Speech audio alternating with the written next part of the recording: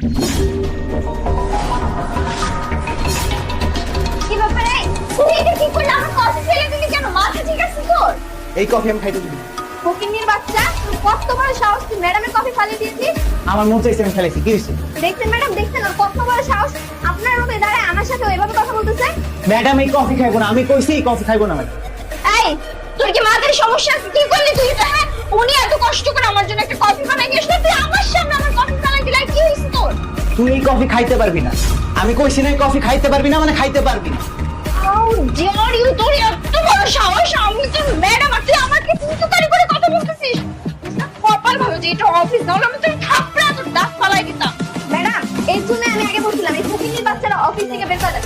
দেখছেন আর কত বড় সাহস, আপনার সাথে ও দুইটা আমার সাথে কথা বলতেছে। কি তোরা আমারে বাইর করবি? তোদের উপর আমার বাপ আছে, যা দেই কে বাইর করতে পারছ? বাইর কর। আয় আদিবা, এক্ষুনি যান, একটা টার্মিনেশন লেটার টাইপ করে নিয়ে আসুন। ওর মতো ছোট লোক কিভাবে অফিস থেকে বের করতে হয় সেটা আমি খুব ভালো করে জানি। আর তোকে না আমি অফিসের বাইরে দেখে নিব। ঠিক আছে, যা দেই তোরা কেমনে আমারে বাইর করছিস।